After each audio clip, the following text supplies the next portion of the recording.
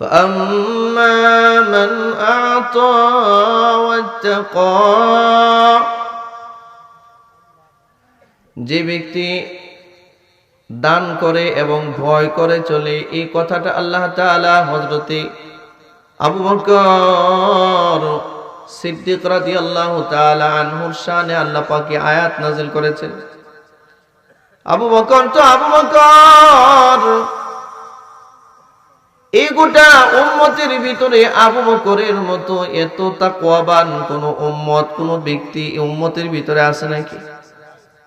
আসমানের নিচে জমিনের উপরে আবু বকরের মতো তাকওয়াবান কোন উম্মত নবীরা ছাড়া এমন আর কোন উম্মত নাই যে উম্মতের তাকওয়া আবু বকরের মতো হবে,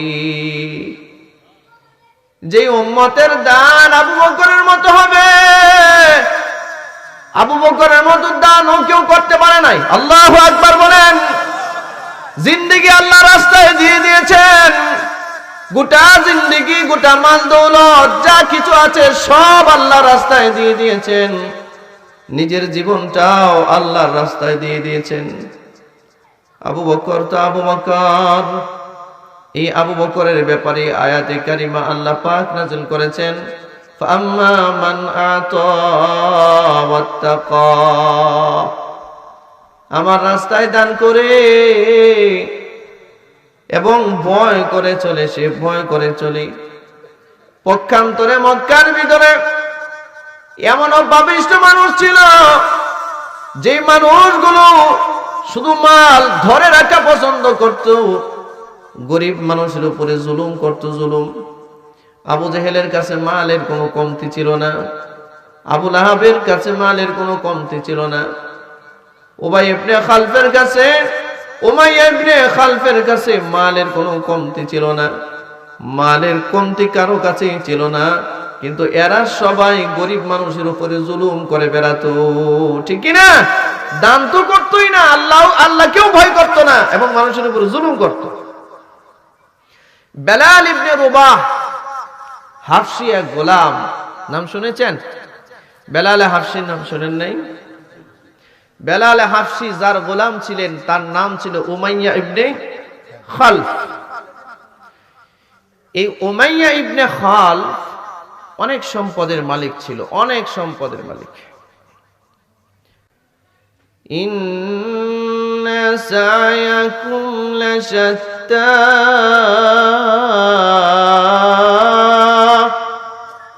এই যে আল্লাহ তাআলা এক একজনের কাজ পার্থক্য করে দিলেন, এক একজনের কাজ।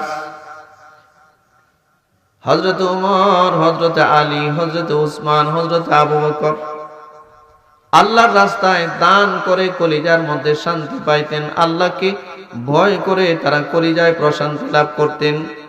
আর ওই সময় মক্কার কাফেরগুলো কৃপণতা করে শান্তি পাইত, আল্লাহর বিরুদ্ধাচরণ করে ওরা শান্তি পাইত। এই জন্য আল্লাহর দুনিয়ার ভিতরে এমন বহু মানুষ আছে, যেই মানুষগুলো এখনো আল্লাহকে সিজদা দিয়ে শান্তি পায়। সিজদা দিতে না পারলে অন্তরের মধ্যে অশান্তি সৃষ্টি হয়। কি বলেন ভাই? একটা মানুষ যে 5 ওয়াক্ত নামাজ পড়ে, 5 ওয়াক্ত নামাজ কন্টিনিউয়াসলি যে 5 ওয়াক্ত নামাজ পড়ে, কোনো কারণে যদি 1 ওয়াক্ত নামাজ তার কাজা হয়ে যায়, তো তার ভিতরে একটা আফসোস চলে আসে, ঠিক কিনা জোরে বলেন? আফসোসে কাজ করে, আরে কেন নামাজটা পড়তে পারলাম না, 1 ওয়াক্ত নামাজ কেন কাজা হয়ে গেল, এটা তার ভিতরে আফসোস। আফসোসে কাজ করে। একটা গুনার কাজ কোনো কারণে যদি তার মধ্য থেকে সংগঠিত হয়ে যায়, সাথে সাথে সে পেরেশান হয়ে যায়, কেন আমি গুনার কাজটা করলাম, ঠিক না ভাই জোরে বলেন? আবার কত মানুষ এমন আছে, যেই মানুষটা গুনার সাগরের মধ্যে হাবুডুবু খাচ্ছে, হাবুডুবু খাচ্ছে, এই লোকটা তার এই গুনার সাগর থেকে ফিরে আসতেছে না, দলে বলে সদল বলে জাহান্নামের দিকে দৌড়াচ্ছি। আছে না এমন মানুষ?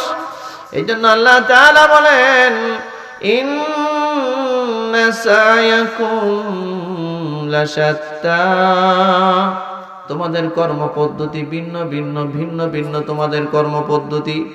এক একজন, কেউ পছন্দ করে ঈমান, কেউ পছন্দ করে কুফরি, কেউ পছন্দ করে নামাজ পড়া, কেউ পছন্দ করে নামাজ না পড়া, কেউ পছন্দ করে পর্দা করা, কেউ পছন্দ করে বেপর্দায় চলা। কে বলেন আপনারা? কেউ বা পছন্দ করে দান সৎকার করা, আবার কেউ বা পছন্দ করে কৃপণতা করা। ঠিক কিনা জোরে বলেন? কেউ বা পছন্দ করে আল্লাহকে ভয় করা, আবার কেউ বা পছন্দ করে দুনিয়ার মানুষকে ভয় করা, মোটেও আল্লাহকে ভয় করে না। ঠিক কিনা জোরে বলেন? আরে ও দুনিয়ার মুসলমানেরা, আল্লাহকে যদি কোনো মানুষ ভয় করে, সাক্ষী থাকেন এতটুকু ভয়ের কারণে হাসরের মাঠে আল্লাহ আপনাকে নাজাতের ফয়সালা করে দিবি। আপনি নাজাত পেয়ে যেতে পারেন। আল্লাহকে ভয় করা, আল্লাহকে খৌফ ও খাশিয়াতের সহিত ডাকা, খৌফ ও খাশিয়াতের সহিত ডাকা, আল্লাহর ভয় হৃদয়ের ভিতর নিয়ে চলা। ও বন্ধু, হযরত সিদ্দিক আকবর রাদিয়াল্লাহু তাআলা আনহু কলিজাটা, ওই কলিজার ভিতরে শুধু আল্লাহর মহব্বত ছিল, নবীর মহব্বত ছিল। সুবহানাল্লাহ। কলিজার মধ্যে আল্লাহর মহব্বত, নবীর মহব্বতে কলিজাটা ভরা আবু বকর সিদ্দিকের। বিশ্ব নবী সাল্লাল্লাহু আলাইহি ওয়াসাল্লাম যখনই কোনো কিছু চাইতেন সাহাবায়ে কেরামদের সামনে, ও সাহাবীরা, বদরের যুদ্ধের ডাক আসছে, উহুদের যুদ্ধের ডাক আসছে, অথবা মসজিদ তৈরি করা লাগবে, এখন কিছু দিরহামের দরকার, টাকা পয়সা দরকার, তোমরা যে যা পারো তা একটু আমাকে দান করো, তোমরা একটু দান করো। যে চায় তার হাতটা কিন্তু এরকম থাকে, কি বলেন আপনারা? আর যে দেয় তার হাতটা এরকম থাকে। যে চায় তার হাত নিচে, আর যে দেয় তার হাত উপরে। কথা কি বুঝতেছেন? এই কারণে হযরত সিদ্দিক আকবর রাদিয়াল্লাহু তাআলা আনহু মসজিদে নববীর মধ্যে একদিন কাঁদে। হযরত আবু বকর এক কোণার মধ্যে বসে বসে কাঁদতেছে আর দোয়া করতেছে, আল্লাহ, ও আসমানের মালিক, তোমার দরবারে ফরিয়াদ, আল্লাহ, তোমার হাবিবের দিলের ভিতরে তুমি এই কথা ঢেলে দাও। আবু বকর কি দোয়া করে শুনেন। আবু বকর কি দোয়া করে? হযরত আবু বকর বলেন, মালিক, তোমার নবীর ভিতরে তুমি এই কথা ঢেলে দাও। আমি আবু বকরের যত সম্পদ আছে সব সম্পদেই যেন নবী তার নিজের মনে করে। কোনদিন যেন আমার সামনে নবী হাত না পাতে। তোমার নবী যখন আমার সামনে হাত পাতে তখন আমার বড় লজ্জা লাগে। আমি কি দিব? তোমার নবী আমার কাছে হাত পাতে, তার চেয়ে বরং তুমি তোমার নবীর দিলের ভিতরে এই কথা ঢেলে দাও। আবু বকরের কাছে সম্পদ চাওয়ার প্রয়োজন পড়বে না, যতটুকু দরকার ততটুকুই যেন নবী তার থেকে নিয়ে নেয়। যতটুকু দরকার। কি তাকওয়া? فَأَمَّا مَنْ أَعْطَى وَاتَّقَى। এই আয়াত আল্লাহ পাক এই আবু বকরের শানে নাজিল করেছেন। যে দান করে এবং যে ভয় করে চলে। কত দান আবু বকরের, কত দান! একবার আল্লাহর নবী তাবুকের যুদ্ধে যাওয়ার জন্য সাহাবায়ে কেরামদের কাছে সম্পদ চাইলেন। ও সাহাবীরা, যার যা কিছু আছে নিয়ে আসো। সাহাবায়ে কেরাম বাড়িতে গেলেন। কেউ বা তার সম্পদের 3 ভাগের 1 ভাগ, কেউ বা 2 ভাগের 1 ভাগ, কেউ বা যার যতটুকু আছে ততটুকু তৌফিক অনুযায়ী রাসূলের সামনে পেশ করলেন। কিন্তু আবু বকর এখনো আসে না।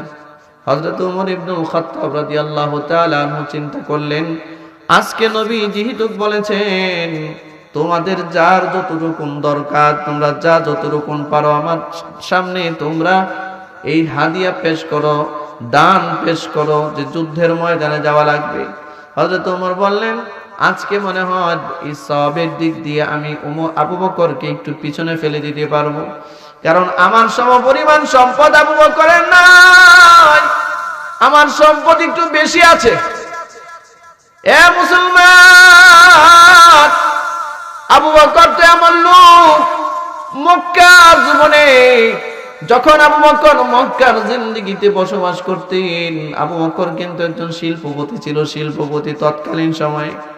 আরব নগরীতে বড় লোক যারা ছিল, ধনী মানুষ যারা ছিল, এই ধনী মানুষদের কাতারের মধ্যে আবু বকরের নামটা আগে ছিল, তার নামটা আগে ছিল। সুবহানাল্লাহ। উমাইয়া ইবনে খালিদ একজন ধনী মানুষ, ওয়ালিদ ইবনে মুগীরা ধনী মানুষ, আবু জেহেল উতবা সাইবা ধনী মানুষ, আবু লাহাব ধনী মানুষ, তাদের সাথে সাথে হযরতে আবু বকরও ধনী মানুষ ছিলেন।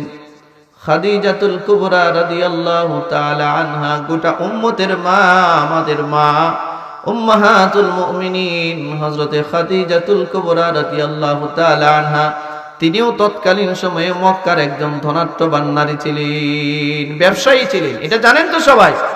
এই ধনী মানুষগুলোর ভিতরে আবু বকরের নামও ছিল। ওই আবু বকর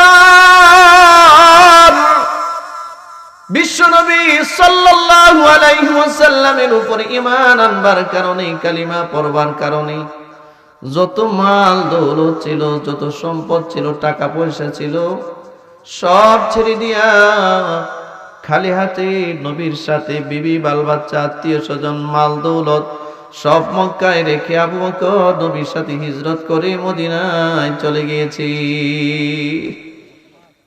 এ আবু বকর, এই জন্য আল্লাহ বলেন ফাম্মা মান আতা ওয়াত্তাকা, আল্লাহু আকবার বলেন। ওই আবু বকর যে সবচেয়ে বেশি দানশীল, যে সবচেয়ে বেশি দান করে, এবং যার হৃদয়ের ভিতরে সবচেয়ে বেশি ভয় আমি আল্লাহর জন্য, সবচেয়ে বেশি ভয়, ও আল্লাহর বান্দারা, ও সিদ্দিক আকবর রাদিয়াল্লাহু তাআলা আনহু রাস্তা দিয়ে হাঁটে। উমাইয়া ইবনে খালফ মক্কার এক ধনবান মানুষ, যার গোলাম হযরত বেলাল হাবশী রাদিয়াল্লাহু তাআলা আনহু। আবু বকর রাস্তা দিয়ে হেঁটে যায়, তাকায় তাকায় দেখে আবু লাহাব, আবু জেহেল, উতবা সাইবা আর উমাইয়া ইবনে খালফ এবং উবাই ইবনে খালফ এবার সবাই মিলে বেলাল হাবশীকে প্রচন্ড রৌদ্রের করতাপের মধ্যে, মরুভূমির বালুর মধ্যে চিৎ করে শুইয়া রেখেছে, শোয়া রেখেছে। মধ্যে 10 মণ ওজনের, 5 মণ ওজনের পাথর চাপা দিয়া রাখছে। বেলাল হাবশীর অপরাধ কি? বেলাল হাবশীর অপরাধ, বেলাল কালিমা পড়েছে, লা ইলাহা, পড়েন সবাই পড়েন, লা ইলাহা ইল্লাল্লাহু মুহাম্মাদুর রাসূলুল্লাহ। এটাই বেলাল হাবশীর অপরাধ। বেলাল কেন কালিমা পড়লো? কেন কালিমা পড়লো? বেলাল জিকির করে আহাদ আহাদ আহাদ, পড়েন সবাই পড়েন আমার সাথে, আহাদ আহাদ আহাদ। আহাদ মানে এক, আহাদ মানে কি? আল্লাহ কয়জন? আরো জোরে বলেন কয়জন? আল্লাহ কয়জন? জোরে চিৎকার দিয়া বলেন একজন আল্লাহ। এই জন্য আল্লাহ পাক বলেন কুল হুয়াল্লাহু আহাদ আল্লাহুস সামাদ লাম ইয়ালিদ ওয়া লাম ইউলাদ ওয়া লাম ইয়াকুল লাহু কুফুয়ান আহাদ। আল্লাহু আকবার বলেন। আল্লাহ এক, আল্লাহ এক। বেলাল হাবশীর বুকের মধ্যে 5 মণের ওজনের পাথর দিয়ে চাপা দিয়ে বুকের মধ্যে প্রচন্ড এরকম রৌদ্রের করতাপের মধ্যে বেলাল হাবশীকে শুইয়ে রাখা হয়েছে। আরে একটা মানুষকে যদি বুকের মধ্যে, আপনার আমার বুকের মধ্যে যদি 10 মণ না 5 মণ না 2 মণ ওজনের, 1 মণ ওজনের একটা পাথর যদি বুকের মধ্যে চাপা দিয়ে রেখে দেওয়া হয়, এই লোকটার জবান দিয়ে কি কথা বের হবে? হাড্ডিগুলো কি ভেঙে যাবে না? অথচ বেলাল হাবশীর শরীর নাড়াইতে পারে না, হাত পা নাড়াতে পারে না, নিস্তেজ হয়ে গেছে, নিথর হয়ে গেছে, কিন্তু বেলাল হাবশীর জবান বন্ধ হয় নাই। বেলাল হাবশী বারে বারে বলতেছে আহাদ আহাদ আহাদ আহাদ। আমি যে আল্লাহকে স্বীকার করে নিয়েছি তোমরা আমাকে মারতে পারো, টুকরা টুকরা করতে পারো, কিন্তু আমার রবের জিকির আমি বন্ধ করব না। এই জন্য আল্লাহ পাক বলেন, ইন্নামাল মুমিনুনা আল্লাযীনা ইযা যুকিরাল্লাহ ওয়াজিলাত কুলুবুহুম। আল্লাহ পাক রব্বুল আলামিন বলেন, এ দুনিয়ার মানুষ, তুমি যদি মুমিন হও, তুমি যদি মুমিন হও, তোমার হৃদয়ে যদি ঈমান থাকে, শোনো, যখনই আমি আল্লাহর জিকির তোমার সামনে আসবে, তখনই দেখবে এই মুমিনের কলিজাটা কম্পমান হয়ে যায়, তার কলবটা কম্পমান হয়ে যায়, কলবের ভিতরে আল্লাহর ভয় জন্ম নেয়। হয় কি হয় না? এটা আল্লাহর জিকির যদি হয় আর ওই মুমিনের কলবের মধ্যে যদি কম্পন সৃষ্টি না হয়, ও মুমিন নয়, ও মুমিন নয়, ও মুমিন নয়। এই জন্য আল্লাহ রাব্বুল আলামিন বলেন, ওয়াজিলাত কুলুবুহুম। মুমিন তো সে যে মুমিনের সামনে আমার নামের জিকির উঠে আর তার কলিজা কম্পমান হয়ে যায়।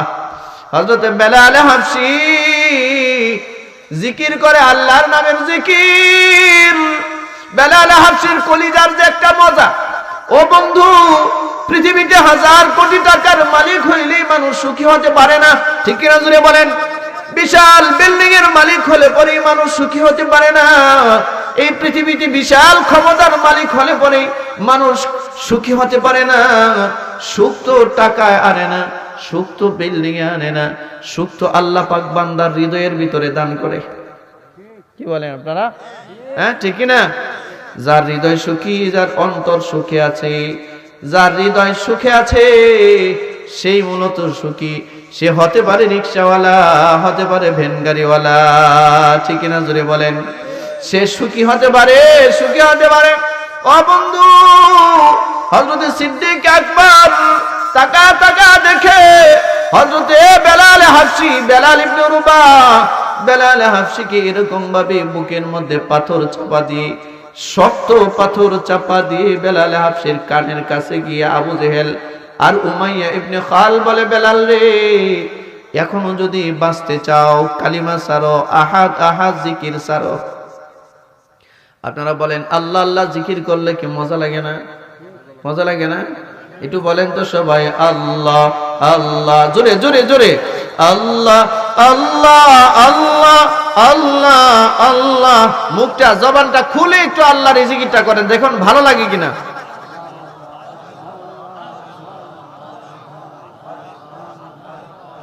আল্লাহ আল্লাহ আল্লাহ আল্লাহ আল্লাহ আল্লাহ। এই মজার জিকির আর কোথাও নাই, আছে নাকি? কেউ যদি জিকির করে রাম রাম রাম রাম, হরে রাম হরে রাম হরে রাম, হরে কৃষ্ণ সনম সনম, মজা আছে, আত্মায় তৃপ্তি পাওয়া যায়।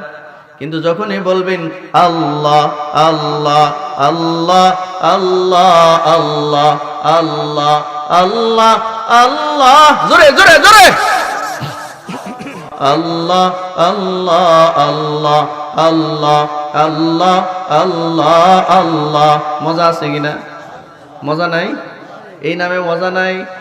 পৃথিবীর কোন মানুষ যদি এই নামের জিকিরে মজা না পায়, তো ও মানুষ না, ও একটা অমানুষ, ঠিক কিনা জোরে বলেন?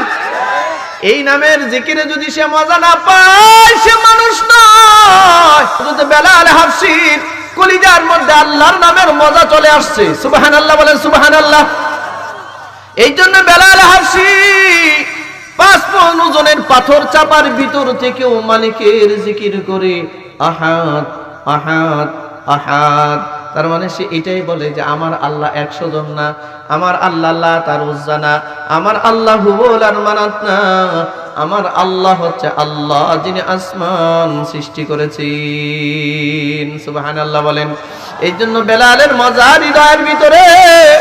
আরে বেলালের দেহের উপরে চলছে নির্যাতন, বেলালের বুকের উপরে 5 মণ ওজনের পাথর চাপা দেওয়া, কিন্তু বেলালের কলিজাটা তো এখনো আছে।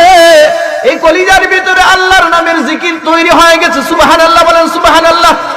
যে বন্ধু, যে মুমিন আল্লাহর নামের জিকির করে 1 সপ্তাহ 2 সপ্তাহ 1 মাস 2 মাস আল্লাহর নামের জিকির যদি কন্টিনিউয়াসলি তুমি করতে পারো, 1 বছর 2 বছর 1 মাস 2 মাস 5 মাস যদি আল্লাহর নামের জিকিরটা তুমি চালিয়ে যেতে পারো, মনে রাখবা 2 মাস 6 মাসের পরে তোমার গোটা দেহের ভিতরে জিকির অটোমেটিক চালু হয়ে যাবে।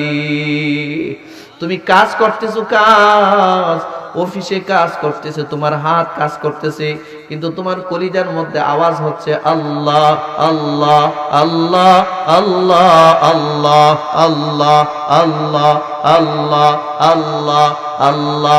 গাড়ি চালাইতেছে, গাড়ি ড্রাইভার গাড়ি চালায়, ওই গাড়ি চালক ড্রাইভার গাড়ি চালায়, জবান বন্ধ হয়ে আছে, কিন্তু তার কলিজার মধ্যে চালু হয়ে আছে সুবহানাল্লাহ সুবহানাল্লাহ সুবহানাল্লাহ, আল্লাহর নামের জিকির। কথা ঠিক কিনা জোরে বলেন।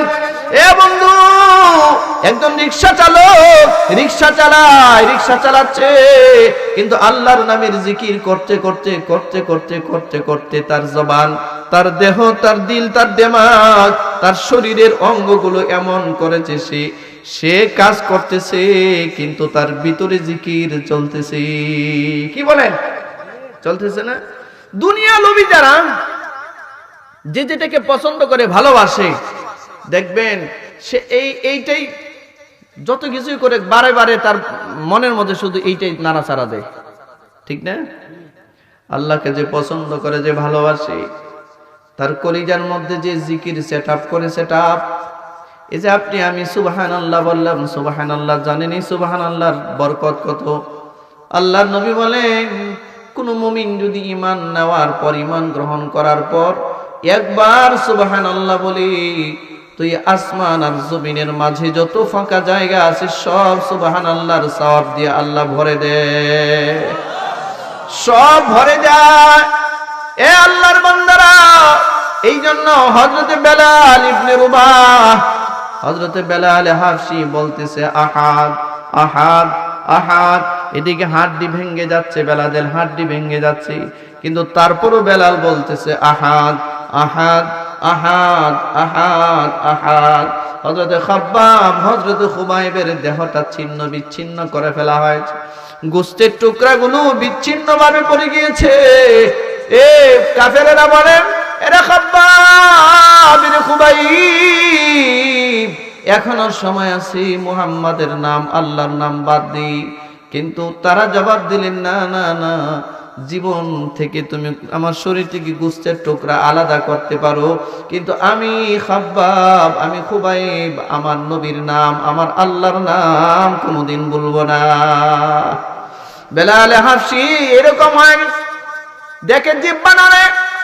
উমাইয়া ইবনে খালদ গিয়া বলে, আরে বেলাল, এখনো সময় আছে, যদি বাঁচতে চাস কালিমা চার, এইরকম জিকির চার, লাত আর মানাতকে, উজ্জা আর হুবলকে, এইগুলোকে তুমি তোমার রব বলে স্বীকার করে নাও।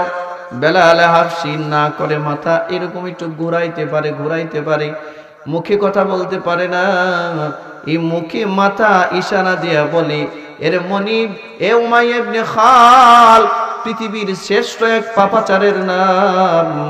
এরা বংশীয় ভাবে, পারিবারিক ভাবে নবীর দুশমন ছিল, এরা নবীর দুশমন। উমাইয়া ইবনে খালদের একটা ভাই ছিল, নাম ছিল উবাই ইবনে খালদ।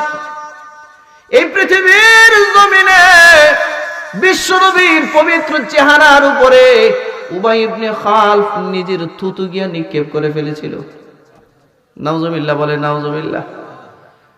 খারাপ বন্ধু ফুসলানোর কারণে রাসূলের চেহারার উপরে গিয়া থুতু নিক্ষেপ করেছে। নাউজুবিল্লাহ নাউজুবিল্লাহ। এরা পারিবারিক ভাবে আল্লাহর নবীর দুশমন ছিল। আর হযরত আবু বকর পারিবারিক ভাবে উনি যেমন মুসলমান, ওনার বাবাও মুসলমান, যদিও বা অনেক পরে হয়েছে, অনেক পরে ফতহে মক্কার পর, মক্কা বিজয়ের পর আবু বকরের বাবা মুসলমান হয়। সুবহানাল্লাহ বলেন। ওনার মাও মুসলমান, ওনার মেয়েও মুসলমান, ওনার ভাইগুলো মুসলমান, ওনার সন্তানগুলো মুসলমান। শুধু সন্তান মুসলমান নয়, আবু বকরের ধারাবাহিক 3 সিঁড়ি ছিলেন সাহাবায়ে কেরাম। 3 সিঁড়ির লোক সাহাবী ছিলেন, রাসূলের সরাসরি সাহাবী। সুবহানাল্লাহ বলেন। হযরত আবু বকর মুসলমান, আবু বকরের বাবা মুসলমান, আবু বকরের সন্তান মুসলমান। আল্লাহু আকবার। আব্দুর রহমান ইবনে আবু বকর মুসলমান। সুবহানাল্লাহ। এ বন্ধু, হযরত আবু বকরের নাতি মুসলমান, হযরত আসমা রাদিয়াল্লাহু তাআলা আনহার সন্তান আব্দুল্লাহ ইবনে জুবাইর আবু বকরের নাতি ছিলেন, নাতি। সুবহানাল্লাহ। যুগ শ্রেষ্ঠ এক সাহাবীর নাম আব্দুল্লাহ ইবনে জুবাইর রাদিয়াল্লাহু তাআলা। তিনি ছিলেন হযরত আসমা রাদিয়াল্লাহু তাআলা আনহার ছেলে। আর হযরত আসমা রাদিয়াল্লাহু তাআলা আনহা ছিলেন হযরত আবু বকর রাদিয়াল্লাহু তাআলা আনহুর প্রথম বিবি, প্রথম ঘরের যিনি প্রথম বিবি যিনি ছিলেন, ওই বিবির প্রথম সন্তানের নাম হচ্ছে আসমা। আর দ্বিতীয় ঘরের প্রথম মেয়ের নাম হচ্ছে হযরত আয়েশা সিদ্দিকা। কথা বুঝতেছেন আপনারা? এটি তো জানার দরকার আছে, কি বলেন? এটি তো জানার দরকার। এ আল্লাহর বান্দারা, তার মানে হযরত আবু বকরের 4 সিঁড়ি পর্যন্ত, 3 সিঁড়ি পর্যন্ত সাহাবী ছিলেন, রাসূলের সাহাবী, সরাসরি সাহাবী। সুবহানাল্লাহ। পারিবারিক ভাবে তার পরিবারের অন্তর্ভুক্ত এমন কেউ ছিল না যে কালিমা পরে মুসলমান হয় নাই। সবাই মুসলমান হয়ে গেছে। কিন্তু এমন এক সময় আবু বকর মুসলমান হয়েছে যখন কেউ আবু বকরের পাশে ছিল না, শুধু একাই তিনি ছিলেন। এ আল্লাহর বান্দারা, হযরত আবু বকর রাদিয়াল্লাহু তাআলা আনহু তাকায় দেখেন বেলাল ইবনে রুবাহ, বেলাল হাবশিকে এমন ভাবে শাস্তি দিচ্ছে, কানের কাছে গিয়া বলতেছে, বেলাল রে, যদি বাঁচতে চাস এখনো সময় আছে, এই কালিমা ছেড়ে দিয়ে আহাদ আহাদ নামের জিকির তুমি ছেড়ে দাও। বেলাল হাবশি মাথা ইশারা করে বলে, এরে মনি উমাইয়া ইবনে খাল, তুমি আমাকে মারতে পারো, আমার শরীরে তুমি আগুন ধরিয়ে দিতে পারো, কিন্তু আমার কলিজার মধ্যে যে ঈমান আমি গ্রহণ করেছি, ঈমান আমি কোনোদিন ছাড়তে পারবো না। আহাদ আহাদ জিকির করে, আহাদ আহাদ জিকির। আবু জেহেল উমাইয়া ইবনে খালফকে গিয়া পরামর্শ দেয়, এ উমাইয়া ইবনে খালফ, যাও একটা লোহার শিক গরম করো। একটা লোহার শিক গরম করেছেন। উমাইয়া ইবনে খালফকে আবু জেহেল বলতেছে, শোনো, এই বেলাল হাবশি তার সারা শরীর নিতর হয়ে গেছে, নিস্তব্ধ হয়ে গেছে, হাত নাড়াচাড়া করে না, পা গুলো নাড়াচাড়া করে না, শরীরের অঙ্গ প্রত্যঙ্গ গুলো নাড়াচাড়া করে না, শুধু জিহ্বাটা নাড়াচাড়া করে। দেখো আমি আবু জেহেল, আমি ওর জিহ্বাটা কেমনে বন্ধ করি। যাও একটা লোহার শিক গরম করে নিয়ে আসো। উমাইয়া ইবনে খালফ একটা লোহার শিক গরম করে নিয়ে আসছে। বলেন তো দেখি, আগুনের মধ্যে যদি একটা লোহা গরম করা হয়, এটার মধ্যে হাত রাখা যায়? আগুন জ্বলতেছে। বেলাল হাবশির সামনে এই লোহার শিকলটা নিয়ে আসা হয়েছে। এই লোহার জ্বলন্ত এরকম আগুন দ্বারা জ্বলতেছে, লাল হয়ে আছে। এই লোহার এটা শিকটার সামনে নিয়ে হযরতে বেলাল হাবশির চোখের সামনে নিয়ে বলতেছে, বেলাল, এখন যদি তুমি এই আহাদ আহাদ নামের জিকির বন্ধ না করো, তো তোমার জিহ্বাটা কুকুরের জিহ্বার মতো টেনে বের করে তোমার জিহ্বার মধ্যে কিন্তু এই শিকলটা ঢুকিয়ে দেওয়া হবে। বেলাল হাবশি মুস্কি হাসে আর বলে, বলেন তো দেখি, মুমিনের জীবন, আমার আপনার জীবন, আমার আপনার মরণ, আমার আপনার সালাত, আমার আপনার কুরবানি যা আছে, এগুলো সব কার জন্য? ইন্না সালাতি ওয়া নুসুকি ওয়া মাহইয়ায়া ওয়া মামাতি লিল্লাহি রাব্বিল আলামিন। আমার কুরবানি, আমার নামাজ, আমার হায়াত, আমার জীবন, আমার মরণ, এটা কার জন্য? সবাই চিৎকার করে বলেন কার জন্য? আরে যে জীবনকে বেশি ভালোবাসে, যে দুনিয়াকে বেশি ভালোবাসে, তার জন্য জীবন বহু দামি। আর মুমিন তো এমন, মুমিনের জন্য মরণ হচ্ছে তুফা, মরণ হচ্ছে হাদিয়া। মরলেই একজন মুমিন তার রবের সান্নিধ্যে চলে যায়। কথাটি কিনা জোরে বলেন। এ বন্ধু, হযরতে বেলাল ইবনে রুবাহ, যাকে আমরা বেলাল হাফসি বলি, তিনি মুস্কি হাসি দিলেন। অর্থাৎ বেলাল হাফসির সারা শরীর নিথর হয়ে গেছে, জিহ্বাটা আমার নড়তেছে, আর জিহ্বার মধ্যে আহাদ আহাদ আহাদ আহাদ নামের জিকিরটা জিহ্বার মধ্যে চলতেছে। আবু জেহেল বলে, এখনো জিহ্বা বন্ধ কর, না হয় এই লোহার শিকলটা কিন্তু জ্বলন্ত লোহার শিকল তোর জিহ্বার ভিতরে ঢুকায় দিব। হযরতে বেলাল ইবনে রুবাহ তারপরেও তিনি জিকির বন্ধ করে না, আরো যেন মজা পায়, বেশি বেশি করে বলে আহাদ। সবাই পড়েন, সবাই পড়েন আহাদ। মুখটার একটু লড়ান, আপনার আহাদ শব্দটা বেলাল হাফসির আহাদের সাথে মিলে যাবে। এই উসিলে আল্লাহ মাফও করে দিতে পারে। পড়েন, বেলাল হাফসি বলতেছে আহাদ আহাদ আহাদ আহাদ আহাদ আহাদ। মানে বেলাল হাফসি এটাই বলতেছে যে আমার আল্লাহ এক, আমার আল্লাহ এক, আমার আল্লাহ এক, আমার আল্লাহ এক, আমার আল্লাহ এক। তোমরা আমাকে যতই শাস্তি দাও, আমি কখনো বলবো না আমার আল্লাহ দুই, এটা আমি কখনোই বলবো না। তোমরা তো শত মূর্তির পূজা করো, সাপ দেখলে পরে মনে করো এইটা তোমার একটা পূজার বিষয়, ঠিক না? একটা ব্যাং দেখলে পরে পূজা করতে চাও, বট গাছ দেখলে পূজা করতে চাও, তুলসী গাছ দেখলে পূজা করতে চাও, সূর্য দেখলে পূজা করতে চাও, বড় একটা পাহাড় দেখলে পরে পূজা করতে চাও, যেটা মন চায় সেটার পূজা করা শুরু করো। কিন্তু বেলাল হাফসি বলেন না না না, আমার রব একজন, যিনি আসমান সৃষ্টি করেছেন, সুবহানাল্লাহ। অতএব এই নাম আমি ছাড়তে পারি না। এ বন্ধু, এই জিকির যখন ছাড়ে না, বেলাল হাফসির জিহ্বাটা আবু জেহেল টান দিয়ে বের করে ফেলেছে। জিহ্বাটা বের করে এই আগুনের জ্বলন্ত শিকটা বেলাল হাফসির জিহ্বার ভিতরে ঢুকায় দিছে। বেলাল হাফসি কি মানুষ ছিল না? কি বলেন? বেলাল হাফসি কি মানুষ ছিল না? কালো মানুষগুলো মানুষ না নাকি? এদের গায়ের মধ্যে কি রক্ত নাই? সবই তো মানুষ। পৃথিবীর শ্রেষ্ঠ সুন্দরতম সৃষ্টির নাম মানুষ, ঠিক কি না? লাকাদ খালাকনাল ইনসানা ফি আহসানি তাকওয়িম।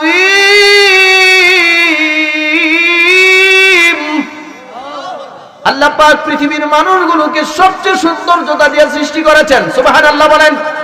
মানুষের উপরে সুন্দর আর কোন জীব পৃথিবীতে নাই, কোথাও নাই। মানুষই সবচেয়ে সুন্দর। হতে পারে সে আফ্রিকান, হতে পারে সে গোলাম, হতে পারে সে আরাবিয়ান, হতে পারে সে আফ্রিকান, হতে পারে ইউরোপিয়ান, হতে পারে এশিয়ান, হতে পারে কালো, হতে পারে সুন্দর, হতে পারে সাদা, হতে পারে নীল, হতে পারে কামলা, হতে পারে মনিব, হতে পারে উঁচা, হতে পারে নিচু, কিন্তু মানুষ মাত্রই সবচেয়ে সুন্দর একটা সৃষ্টি জীবের নাম, সুবহানাল্লাহ বলেন। এ আল্লাহর বান্দারা বেলাল হাফসির জিহ্বার মধ্যে টান দিয়া এরকম জ্বলন্ত লোহার শিকলটা বেলাল হাফসির জিহ্বার ভিতরে ঢুকায় দিছে। ঢুকায় দিয়া কতটা মাথা বের করে রাখছে, দোনো সাইড দিয়ে বের করে রাখছে। বেলাল যেন জিহ্বা ভিতরে না নিতে পারে, সে যেন আর আল্লাহ নামের জিকির না করতে পারে। কত মানুষ হেঁটে দিয়া যায়, মক্কার কত মানুষ হাঁটে। একটা মানুষ মানুষের প্রতি এমন নির্যাতন করতে পারে, চিন্তাও করা যায় না। আরে ঘটনা চক্রে হযরতে বেলালের পাশ দিয়ে হেঁটে যাচ্ছে হযরতে আবু বকর সিদ্দিক রাদিয়াল্লাহু তাআলা। সেখানে গিয়ে দাঁড়ায় দেখে উমাইয়া ইবনে খালফ, উমাইয়া ইবনে খালফ, আবু জেহেল, উতবা, শাইবা বেলাল হাফসির বুকের মধ্যে 5 মণ ওজনের পাথর বসিয়ে রেখেছে। সারা দেহটা নিতর হয়ে গেছে। বেলাল হাবশির জিহ্বাটা নাড়াইতো, ওই জিহ্বার ভিতরে একটা লোহার শিকল ঢোকায় দিছে, জিহ্বাটা পর্যন্ত নাড়াইতে পারে না। বন্ধুরে, তুমি আর আমি যে ইসলাম পেয়েছি, এরকম বেলাল হাবশির কষ্টের উপরে দিয়া, রক্তের উপরে দিয়া আজকের ইসলাম আমাদের কাছে এসেছে। তাদের চেষ্টার উপর দিয়ে ইসলাম আমাদের কাছে এসেছে। এ বন্ধু, হযরত আবু বকর সিদ্দিক রাদিয়াল্লাহু তাআলা আনহু বেলাল হাবশির অবস্থাটা দেখে আর স্থির থাকতে পারলেন না। আবু বকর কান্না শুরু করে দিয়েছে। আবু বকর কিন্তু খুব কোমল হৃদয়ের মানুষ ছিলেন, খুব নরম হৃদয়ের মানুষ, নরম। আবু বকর বেলাল হাবশির কাছে গিয়া বেলাল হাবশির চেহারার দিকে তাকিয়েছেন। কেউ নাই, বেলাল হাবশির কেউ নাই। সেই আফ্রিকাতে তার জন্ম, যেই বর্তমানে আফ্রিকার এই দেশের নাম হচ্ছে ইথিওপিয়া। এই ইথিওপিয়ার মধ্যে বেলাল হাবশির জন্ম। সেই আরব দেশে বেলাল হাবশি গোলাম হিসেবে বিক্রি হয়ে গেছে। বেলাল হাবশিকে বাঁচাবার কেউ নাই, বেলাল হাবশির পাশে দাঁড়াবার কেউ নাই। হযরত সিদ্দিক আকবর আবু বকর রাদিয়াল্লাহু তাআলা আনহু বেলাল হাবশির সামনে গিয়া দাঁড়ায়া বেলাল হাবশির চেহারাটা দেখে আরে চোখ দিয়ে পানি পড়তেছে। 5 মণ ওজনের একটা পাথর একটা গোলামের বুকের উপরে চাপা দিয়ে রাখছে। বেলাল হাবশির নিচে আগুনের আংরাগুলো রেখে দিয়ে তারপরে চাপা দিছে। নিচে হচ্ছে লাকড়ির আগুনের আংরা, আর উপর দিয়ে 5 মণ ওজনের পাথর। জিহ্বাটার মধ্যে একটা আগুনের শিকল ঢুকিয়ে রেখেছে। পৃথিবীর ইতিহাসে এরকম নির্যাতনের ইতিহাস আর পাওয়া যায় না। বেলাল হাবশির পাশে দাঁড়াবার কেউ নাই। হযরত আবু বকর গেলেন, গিয়া উমাইয়া ইবনে খালফকে বলছেন। উমাইয়া ইবনে খালফ হচ্ছে বেলালের মুনি। গিয়া ডাক দিয়া একটু দূরে নিয়া বলে, এরে উমাইয়া ইবনে খালফ, যদিও বা তুমি মুনি আর এই বেলাল হাবশি একটা গোলাম, তারপরেও কিন্তু সে একটা মানুষ। এরকম একটা গোলামের উপরে তুমি এত নির্যাতন করতে পারো না। এ উমাইয়া ইবনে খালফ, তুমি কি চাও? তুমি কি বেলালকে মুক্ত করবা, আজাদ করবা নাকি? উমাইয়া ইবনে খালফ অট্ট হাসি দিয়া বলে, কেন আবু বকর ইবনে কুহাফা, তুমি কি বেলালকে কিনবা নাকি? বলে, না, আমি কিনতে চাই না, কিন্তু বেলাল হাবশির কষ্টটা আমার সহ্য হচ্ছে না। এটা মানুষ মানুষের প্রতি করতে পারে না। তুমি কি তারে বিক্রি করবা নাকি? বলে, হ্যাঁ, বিক্রি করতে পারি, চড়া দামে বিক্রি করতে পারি, চড়া দামে। কেমন দাম চাও? চিন্তা করেন, সে দাম চাইতেছে যে এই বেলাল হাবশির বিনিময়ে যেটা হবে সেটা হচ্ছে নতুন আর একটা গোলাম আমাকে দিতে হবে, এবং 100 খেজুরের গাছ আমাকে দেওয়া লাগবে, তাহলে আমি এই বেলাল হাবশিকে মুক্ত করে দিব। হযরত আবু বকর বললেন, একটু কি কম নেওয়া যায় না? চিন্তা করেন। উমাইয়া ইবনে খালফ বলে, না না, এর কম হলে আমি মুক্ত করব না। হযরত আবু বকর বলেন, তোমার বংশের 2-1 লোক ডাক দাও। উমাইয়া ইবনে খালফ তার বংশের 2-1 লোক ডাক দিলেন। হযরত আবু বকর বললেন, তুমি তাদেরকে সাক্ষী রাখো যে বেলাল হাবশির মুক্তির বিনিময়ে আমি তোমাকে একটা গোলাম দিব, এবং তোমার কথা মতো 100 খেজুরের গাছ আমি তোমাকে দান করব। তারপরে তুমি মুক্ত করে দাও। সুবহানাল্লাহ বলেন। এই জন্য আল্লাহ বলেন, ফাম্মা মান আতা ওয়াত্তাকা। আবু বকরের দান। আবু বকর এই কথা বলে বেলাল হাবশির বুকের উপর দিক থেকে 5 মণ ওজনের পাথরটা সরায় দিছে। জিহ্বা থেকে লোহার শিকলটা টান দিয়া বের করে বেলাল হাবশিকে উপরে উঠাইয়া শরীরটার নিচে যখন যেরকম আগুন দিয়ে আগুনের আংরা রাখছে, বেলাল হাফসির পিঠটা পুড়ে গেছে, কোমরটা পুড়ে গেছে, আংরাগুলো পুড়ে পুড়ে পুড়ে পুড়ে বেলাল হাফসির শরীরের ভিতরে ঢুকে গেছে। উপরে দিয়া পাথরের চাপার কারণে বেলাল হাফসির হাড্ডিগুলো যেন ভেঙে যাচ্ছে এমন অবস্থা। জিহ্বাটার মধ্যে লোহার শিকল ঢুকিয়ে রেখেছে। হযরত আবু বকর হাত ধরে উঠায়া শরীর ছেড়ে দিয়া বলে, বেলাল রে, আমার যতটুকু করার ছিল আমি করেছি।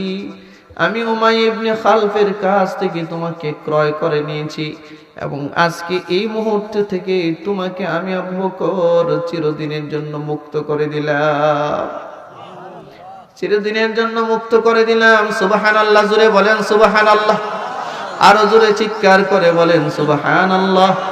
চিরদিনের জন্য তোমারে মুক্ত করে দিলাম। শুধু মুক্ত না রে বেলাল, যাও যাও যাও বেলাল, চিকিৎসা করো, সুস্থ হও, তুমি তোমার মতো চলো। আমি জীবনে কোনোদিন তোমার কাছে কোনো অধিকার খাটাবো না। ওমা লি আহাদিন ইনদাহু মিন নি'মাতিন তুজজা, আমি কোনো বিনিময় চাবো না, আমার প্রতি কোনো ইহসান নাই তোমার। মক্কার কাফেররা বলতো আবু বকর বেলালকে মুক্ত করে দিয়েছে, তার কোনো লাভ আছে? আল্লাহ প্রতিবাদ করে বলেন, না না না, আমার আবু বকরের প্রতি বেলালের কোনো ইহসান নাই। আমার আবু বকর বেলালের উপরে খুশি হয়ে দরদি দিল নিয়া, উম্মতের মহব্বত নিয়ে একটা ভালো মানুষ একটা ভালো কাজ করার জন্য আবু বকর বেলালকে কিনে আজাদ করে দিয়েছে।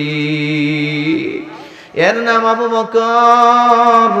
এই জন্য আল্লাহ বলেন, ফাআম্মা মান আ'তা ওয়াত্তাকা, যে দান করে এবং যে আমাকে ভয় করে, এটা তো আবু বকরের দান, এটা আবু বকরের দান। তাবুকের যুদ্ধের মধ্যে এরকম শুধু বেলাল একজন নয়, এরকম 10 জন গুলা যারা মুসলমান ছিলেন কিন্তু মক্কার জমিনে তারা গোলামি করতো, গোলামি। এরকম বেলাল হাফসির মতো তারাও নির্যাতনের শিকার হয়েছিল। কিন্তু আবু বকরের মতো একজন ধনাঢ্যবান মানুষ মানুষের দরজায় দরজায় ঘুরতো আর দেখতো কোন মুসলমান গরিব মানুষটা নির্যাতনের শিকার। আবু বকর নিজের টাকা পয়সা দিয়ে তারে মুক্ত করে দিত, আজাদ করে দিত। এই জন্য নবী বলেন, এই পৃথিবীর জমিনের ভিতরে, এই পৃথিবীর জমিনের ভিতরে সমস্ত উম্মতে মুসলিমার, উম্মতে মুহাম্মাদির সমস্ত মুমিন বান্দাদের আমলনামা যদি এক পাল্লায় রাখা হয়, আমার আবু বকরের আমল যদি এক পাল্লায় রাখা হয়, আবু বকরের আমল ভারী হয়ে যাবে। সমস্ত উম্মতের আমল আর আমার আবু বকরের আমল, তার ওজন ভারী। আল্লাহু আকবার বলেন, আল্লাহু আকবার। সেই আবু বকর, এটা তার দানের হাত।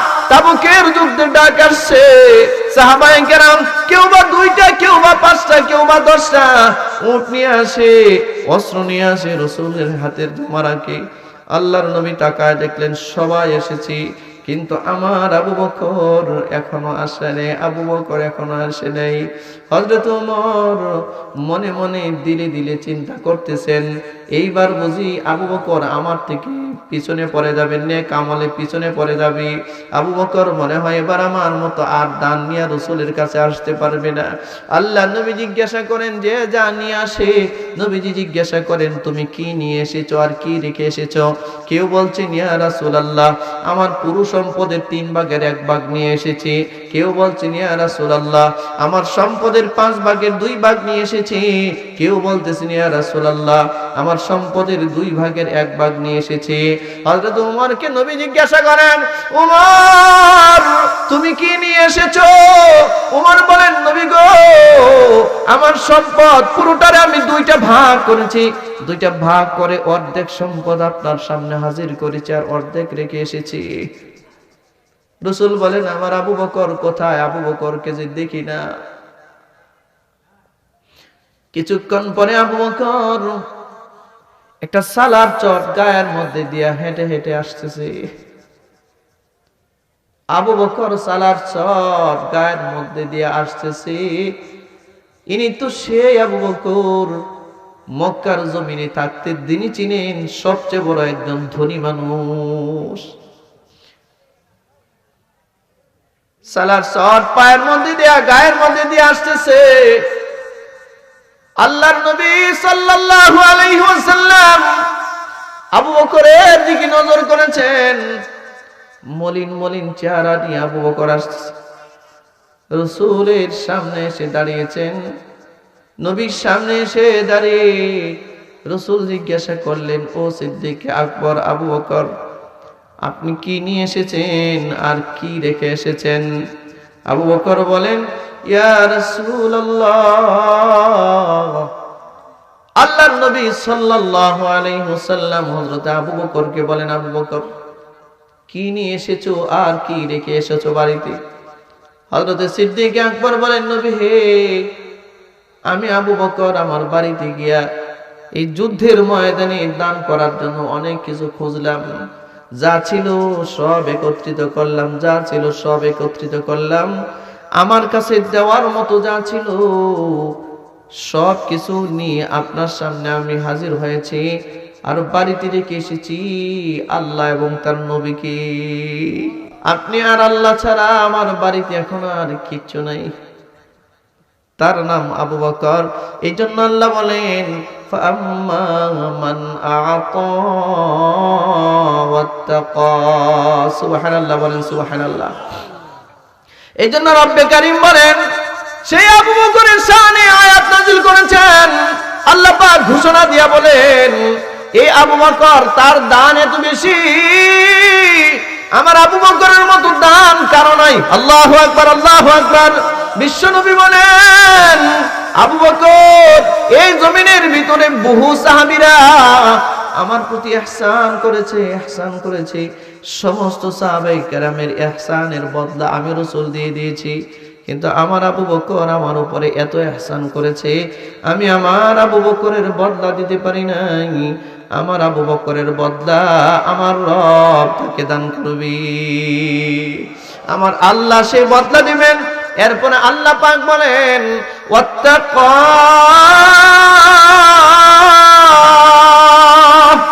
আবু বকর তার দিলের ভিতরে তাকওয়া, তার দিলের ভিতরে ভয়, আল্লাহর ভয় সবচেয়ে বেশি ছিল আবু বকরের ভিতর। আবু বকর খলিফাতুল মুসলিমিন, রাসূলের ইন্তেকালের পর, আল্লাহর নবীর ইন্তেকালের পর আবু বকর 2 বছর 3 মাস পর্যন্ত খেলাফতের মসনদে ছিলেন। আল্লাহর নবী ইন্তেকালের পর গোটা মুসলিম উম্মার রাষ্ট্রপ্রধান, রাষ্ট্রপতি ছিলেন হযরত আবু বকর রাদিয়াল্লাহু তাআলা আনহু। আরে আবু বকর তার জিন্দেগিটা এমন ভাবে আল্লাহর রাস্তায় দিয়ে দিয়েছেন, আল্লাহর রাস্তায় এমন ভাবে বিলীন করে দিয়েছেন, এইভাবে আর অন্য কেউ দিতে পারে নাই। আল্লাহর নবী সাল্লাল্লাহু আলাইহি ওয়াসাল্লাম আবু বকর রাদিয়াল্লাহু তাআলা আনহুর প্রশংসা করতে গিয়ে বলেন, আমার আবু বকর এর উপরে আল্লাহ এত খুশি, এত খুশি। আশারে মুবাশশারা 10 জন জান্নাতি সার্টিফিকেট প্রাপ্ত সাহাবীদের ভিতরে 1 নাম্বার যার নাম, তিনি হচ্ছেন আবু বকর। আমার আবু বকর যতদিন জান্নাতে পা না রাখবে, জান্নাতের ভিতরে আমার আবু বকর যতক্ষণ পা না রাখবে, ততক্ষণ পর্যন্ত কোন নবীর কোন উম্মত জান্নাতের ভিতরে প্রবেশের অনুমতি দেওয়া হবে না। এ আবু বকরের এত পাওয়ার, এ বন্ধু, অথচ এই মানুষটা সালাত চট।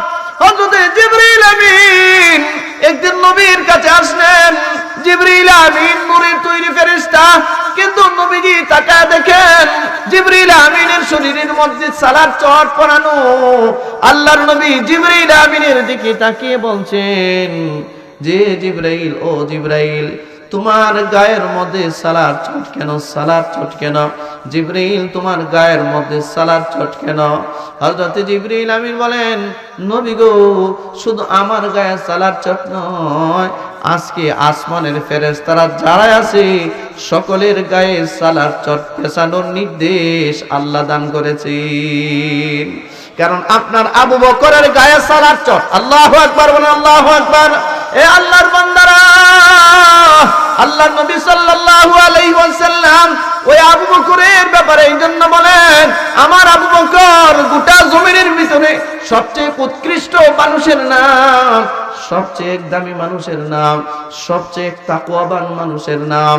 আল্লাহর নবী সাল্লাল্লাহু আলাইহি ওয়াসাল্লাম যেদিন ইন্তেকাল করেন, ইন্তেকাল শুনেন, নবীজির এই কথাটা শুনে তারপরে দোয়া করে যান। এ বন্ধু, আল্লাহর নবী সাল্লাল্লাহু আলাইহি ওয়াসাল্লামের ইন্তেকাল হয়েছে 12 রবিউল আউয়ালে। এই সুবহে সাদিকের সময় নবী যেমন দুনিয়াতে এসেছেন, আবার 12 রবিউল আউয়ালে আল্লাহর নবী দুনিয়া থেকে বিদায় হয়ে গেছেন। আল্লাহর হাবিব সাল্লাল্লাহু আলাইহি ওয়াসাল্লাম আবু বকর রাদিয়াল্লাহু তাআলা আনহু কত বড় মুহাব্বত, কত বড় তাকওয়া নবীর উপরে ছিল, আল্লাহর উপরে ছিল। রাসূলের ইন্তেকালের পর আবু বকরের ইন্তেকালের আগ পর্যন্ত কোনদিন আবু বকর হাসে নাই। সেই আবু বকর রাত যখন হইতো, মুসলিম উম্মার রাষ্ট্রপ্রধান, রাতের বেলা আবু বকর পায়ের জুতাগুলো খুলে মদিনার অলিতে গলিতে হাঁটতেন, মদিনার অলিতে গলিতে একা একা হাঁটতেন। নবীজি যে রাস্তা দিয়ে হাঁটতেন, হযরত আবু বকর ওই রাস্তাগুলোর মধ্যে একা একা হাঁটতেন। কখনো বা জান্নাতুল বাকিতে, কখনো রিয়াজুল জান্নাহ, কখনো রাসূলের রওজার পাশে, কখনো উহুদ পাহাড়ের পাদদেশে হযরত আবু বকর হাঁটে আর একা একা কাঁদে। দুনিয়ার মানুষকে কান্না দেখায় না। এ বন্ধু, একদিন হযরত উমরের সাথে হযরত আবু বকরের দেখা হয়ে গেছে। হযরত উমর জিজ্ঞাসা করেন, ও আমিরুল মুমিনিন, ও আমিরুল মুমিনিন, আপনি রাতের বেলা একা একা হাঁটতেছেন, আপনার পায়ের কোনো আওয়াজও পর্যন্ত পাওয়া যায় না, আপনার পায়ের মধ্যে দিকে জুতা নাই, আপনার পায়ে দিকে জুতাও নাই, জুতাগুলো কোথায় রেখে এসেছেন? পায়ে জুতা নাই কেন? হযরত আবু বকর ডাক দিয়া বলে, ওমর রে, এই পায়ের মধ্যে জুতা পরে যদি আমি মদিনায় ঘোরাই, জুতার আওয়াজে মদিনার কোন মুমিনের জানি ঘুম ভেঙে যায়, আমি আমার মালিকের কাছে জবাব দিতে পারবো না। তাছাড়া এরে উমর, এই মদিনার মাটির নিচে আমার নবী ঘুমায় আছে, এই মদিনার মধ্যে আমি জুতা পরে কেমনে হাঁটবো? আল্লাহু আকবার বলেন। কত বড় তাকওয়া, কত বড় মুহাব্বত আবু বকরের হৃদয়ে। আবু বকর বলে, ওমর, যে মদিনায় আমার নবী শুয়ে আছে, এই মদিনায় আমি আবু বকর ইবনে কুহাফার কি ক্ষমতা আছে জুতা পরে জমিনের মধ্যে হাঁটি? সেই আবু বকরের ব্যাপারে আল্লাহ তেলাওয়াতকৃত আয়াত নাজিল করলেন। আল্লাহ পাক বলেন, ফাম্মা মান আতা ওয়াত্তাকা وصدق بالحسنى فسنيسره لليسرى। আল্লাহু আকবার বলেন। হযরত আবু বকর রাদিয়াল্লাহু তাআলা আনহু ইন্তেকালের আগে হযরত উমরকে ডাকলেন, হযরত আলীকে ডাকলেন, হযরত আব্দুর রহমান ইবনে আবু বকরকে ডাকলেন, বেশ কয়েকজন সাহাবীকে ডেকে বললেন, শোনো, আমার ইন্তেকালের পর দুইটা নসিহত করলেন, দুইটা ওসিয়ত করলেন তাদেরকে, যে আমার ইন্তেকালের পর আমার কাছে রাষ্ট্রীয় যে সম্পদ ছিল, এই সম্পদটা পরবর্তী খলিফা, রাষ্ট্রপ্রধান, পরবর্তী আমিরুল মুমিনিন হযরত উমরের কাছে তোমরা পৌঁছায়া দিবা। এক নাম্বার ওসিয়ত, খুব খেয়াল করে শুনুন, খুব খেয়াল করে শুনেন। হযরত আবু বকর, যিনি জান্নাতে পা না রাখলে কোন উম্মত জান্নাতে পা রাখতে পারবে না, তিনি তার ইন্তেকালের আগে ওসিয়ত করেন, এ আব্দুর রহমান ইবনে আবু বকর, শুনো, আমার ইন্তেকালের পর আমার রাষ্ট্রীয় যে জিনিসগুলো আমার কাছে ছিল, রাষ্ট্রের সম্পদ, এই সম্পদগুলো তোমরা আমার ব্যক্তিগতভাবে আমার কাছে যা ছিল এই রাষ্ট্রীয় সম্পদগুলো তোমরা একটু আবু বকরের কাছে, পরবর্তী খলিফার কাছে পৌঁছায়া দিও। হযরতে ওমর রাদিয়াল্লাহু তাআলা আনহু যখন খলিফা হইলেন, হযরতে আবু বকরের রাষ্ট্রীয় সম্পদ ওমরের কাছে পৌঁছানো হলো। এই রাষ্ট্রীয় সম্পদের মধ্যে ছিল দুইটা জিনিস। এক নাম্বার ছিল একটা কাঠের তৈরি একটা বাটি। বাটি কিসের তৈরি? কাঠের তৈরি। কাঠের তৈরি একটা বাটি, যে বাটিটার মধ্যে পানি নিয়ে হযরত আবু বকর ওযু করতেন। কাঠের তৈরি একটা বাটি। দুই নাম্বার, হযরত আবু বকর নিজের হাতে যে গম পিষতেন, গম এরকম একটা জাতা ছিল, জাতা, গম পিষত যেটাতে কি বলে, জাতা না, এরকম একটা জাতা ছিল, নিজের হাতে গম পিষে আটা বের করে এটা দিয়ে নিজের জীবিকা নির্বাহ করতেন। এই ছিল আবু বকরের কাছে রাষ্ট্রীয় সম্পদ। হে বন্ধু, এই কারণেই তো তার প্রথম খলিফা হযরত আবু বকরের দিকে তাকায়া হযরত ওমর তার রাষ্ট্র পরিচালনা করছেন। রাষ্ট্র পরিচালনার সময় রাতের বেলায় যদি তার রাষ্ট্রের কোনো মানুষ ওমরের সাথে দেখা করতে আসতো, আগে জিজ্ঞাসা করত, তুমি কি ব্যক্তিগত কোনো কথা বলার জন্য আসছো না রাষ্ট্রীয় কোনো কাজের জন্য আসতো? তো জিজ্ঞাসা করলে উত্তর যদি দিত রাষ্ট্রীয় কাজে, রাষ্ট্রীয় ব্যাপারে কথা বলার জন্য আসছি, তো হযরত ওমরের কাছে যে কুপি ছিল, কুপি বুঝেননি? কুপি বুঝেন না? এর কি বলে এলাকায়? হ্যাঁ, দোয়াত। বাতি আর কি, বাতি, কেরোসিনের বাতির মতো এই কুপিগুলো, এই বাতি জ্বালায় রাখতেন। যদি রাষ্ট্রীয় কথা কেউ বলতো তো এই কুপিটা নিবাতেন না। আর যদি বলতেন না আমিরুল মুমিনিন, আমি রাষ্ট্রীয় কোনো ব্যাপারে আসি নাই, আমি আসছি আপনার কাছে ব্যক্তিগত কিছু পরামর্শের জন্য, সাথে সাথে এরকম ভাবে কুপিটা তিনি নিভিয়ে ফেলতেন যে ব্যক্তিগত কোনো কাজে রাষ্ট্রের সম্পদ ব্যবহার করা যাবে না।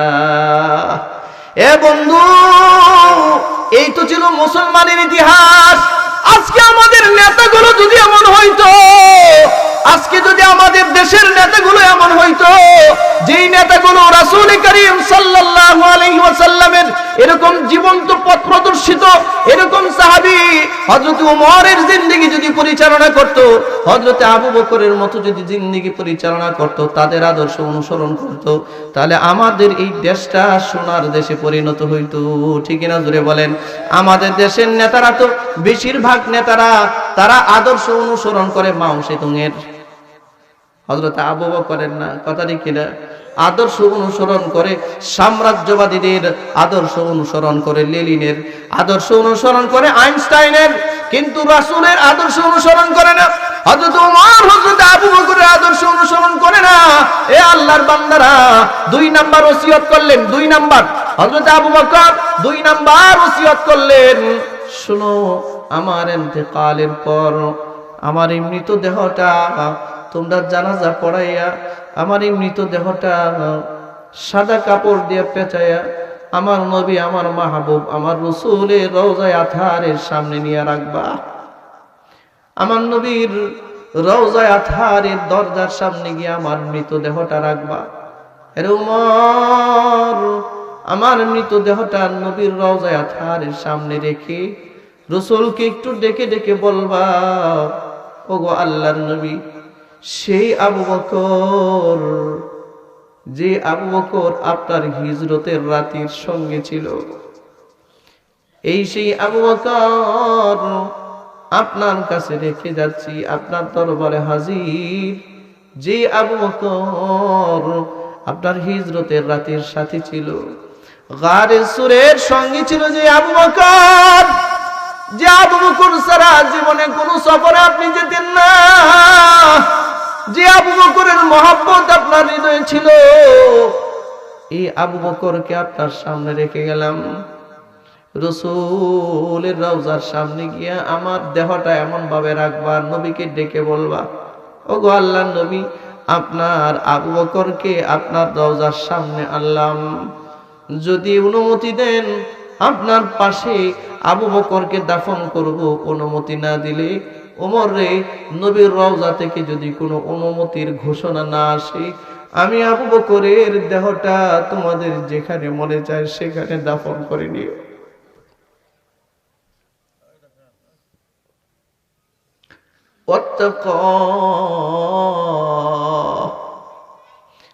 হযরতে আবু বকরের ইন্তেকালের পর আবু বকরের দ্বিতীয় ওসিয়ত অনুযায়ী আবু বকরের মৃতদেহটা হযরত ওমর কাঁধের মধ্যে নিয়ে রাসূলের রওজায়ে আতহারের সামনে রাখলেন। নবীজির রওজার দরজার সামনে রেখে রাসূলকে বলছেন, নবীজি,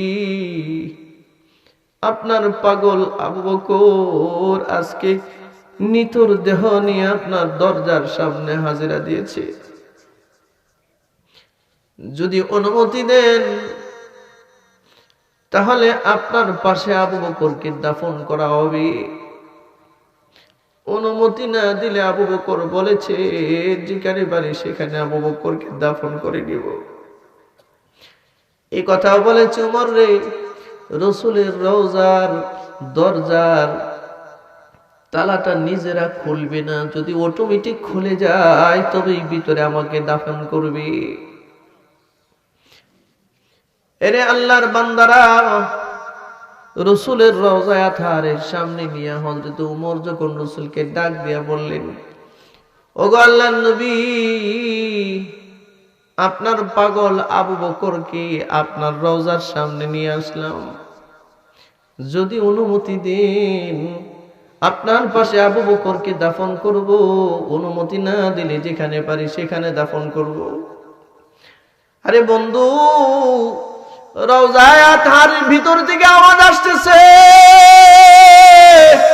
উদখুলুল হাবিবা ইলাল হাবিব,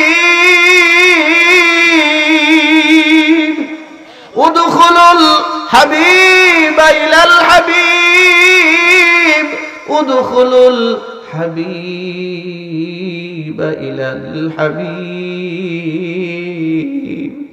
রাসূলের রওজায়ে আতহারের দরজাটা অটোমেটিক খুলে গেছে। রওজার ভিতর থেকে আওয়াজ আসতেছে, ওমর রে, বন্ধুকে দুনিয়ার জমিনে রেখে বহুদিন আমি একা, আমার বন্ধুরে আমার পাশে শোয়া দে, আমার আবু বকরকে আমার পাশে শোয়া দে। এই জন্য আল্লাহ পাক বলেন, ফাআম্মা মান আ'তা ওয়াত্তাকা ওয়া সাদ্দাকা বিল হুসনা ফাসানুয়াসসিরুহু লিল ইউসরা। আবু বকর তো এমন এক মহামানবের নাম। দান কি জিনিস? আবু বকর তার সম্পদ যেমন আল্লাহর রাস্তায় দান করেছেন, জীবনটাও আল্লাহর রাস্তায় দান করে দিয়েছেন। সুবহানাল্লাহ বলেন, সুবহানাল্লাহ। আর ওয়াত্তাকা, আবু বকরের মতো তাকওয়াবান কোন মানুষ এই জমিনের নিচে কোনোদিন আসবে না, আর কোনোদিন আসবে না। ঠিক কিনা জোরে বলেন। এ বন্ধু, সেই আবু বকর সিদ্দিক যার ব্যাপারে আল্লাহ পাক এই তেলাওয়াতকৃত আয়াতগুলো নাযিল করেছেন, এটা আবু বকরের স্বভাব। আর উমাইয়া ইবনে খালদের স্বভাব ছিল তার সম্পদ নিজের কাছে কুক্ষিগত করে রাখা, কারুনের মতো সম্পদ ধরে রাখা, ফেরাউনের মতো করে সম্পদ ধরে রাখা, কিন্তু রাখতে পারে নাই। ওমা ইউগনি আনহু মালুহু ইদা তারাদ্দা, যখন তার মরার সময় হবে, পৃথিবীর কোন ধনবান তার ধন, কোন ক্ষমতাবান তার ক্ষমতা নিয়ে কখনোই কবরের দিকে যেতে পারবে না। একেবারে নিঃস্ব হয়ে, অসহায় হয়ে কবরের দিকে রওনা দিতে হবে। সম্মানিত উপস্থিতি, আমার এই কথাগুলো বুঝে থাকলে বলেন, আমাদের জিন্দেগি কি আবু বকরের মতো চালানো উচিত না? হযরত ওমরের মতো চালানো উচিত না? এই তাকওয়াগুলো কি আমাদের ভিতরে আনার দরকার না? কারা কারা রাজি আছেন? একটু হাত উঠান তো ইনশাআল্লাহ। সবাই রাজি আছেন তো ইনশাআল্লাহ? জিন্দেগি আর ধ্বংসের দিকে যেন না যায়, রাজি আছেন সবাই? আর শয়তান যেন আমাকে আর গুনাহের দিকে না ডাকে, আমি শয়তান থেকে ফিরে আসবো ইনশাআল্লাহ। আরে জিন্দেগি তো গুনাহের ভিতরে ছেড়েই দিয়েছি, বাকি জিন্দেগি যে কয়টা দিন আছে, এই কয়টা দিন অন্তত পক্ষে হযরত আবু বকরের মতো চলার চেষ্টা করি ইনশাআল্লাহ। আল্লাহ তুমি তৌফিক দাও, বলুন আমিন।